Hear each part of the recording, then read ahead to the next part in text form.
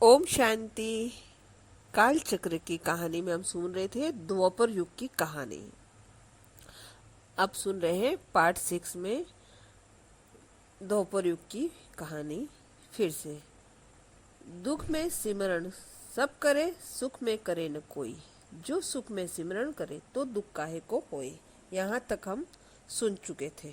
अब आगे सुनते हैं।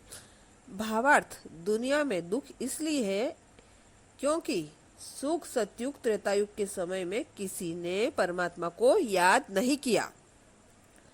अगर सुख के समय में यानी सतयुग और त्रेतायुग में परमात्मा को याद करते तो दुख इस संसार में क्यों आता। जब दुख में परमात्मा को याद करना आरंभ करते तब परमात्मा का वास्तविक परिचय किसी को नहीं होता। प्रश्न उठता है कि किसको याद करें। निराकार परमात्मा की स्मृति होने के कारण परमात्मा शिव की लिंग रूप में पूजा आरंभ होती है। परंतु साथ साथ सतयुग त्रेतायुग में जो देवी देवता होकर गए थे तो उसकी स्मृति ताजा होने के कारण उनके मंदिर बनाकर उनकी पूजा आरंभ होती है। जैसे आज की दुनिया में कई संतों के भी मंदिर बनते हैं और लोग उनकी पूजा अर्चना करते हैं। लोगों से पूछा जाता है कि वह तो संत हमारे जैसे मनुष्य थे, फिर उनके मंदिर क्यों बनाते हैं। तब लोग यही कहते हैं, वह हमसे श्रेष्ठ है इसलिए उनकी पूजा करते हैं। 16 कला संपन्न देवी देवताओं को मनुष्य अपने से श्रेष्ठ समझने के कारण उनके मंदिर बनाकर उनकी पूजा करने लगते हैं। द्वापर युग के बाद आत्माओं की कलाएं और कम हो गई और वे धीरे धीरे देह अभिमान के वश हो गई। इस युग में ऋषि मुनियों ने शास्त्र बनाए, मंदिरों का निर्माण किया, पूजा पाठ रीति रिवाज विविधि विधाई बनवाई। इस तरह भारत में भक्ति मार्ग आरंभ हुआ।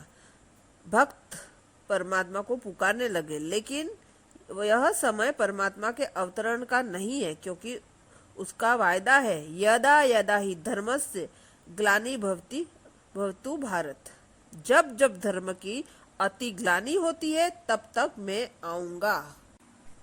द्वापर युग से तो अधर्म शुरू हुआ है, दुख अशांति का समय तो अभी आरंभ हुआ है, और ऐसे शुरुआत में ही अगर भगवान आ जाए तो गीता का ज्ञान देने लगे तो अधर्म का नाश करने अवश्य एक सत धर्म की स्थापना की होती है।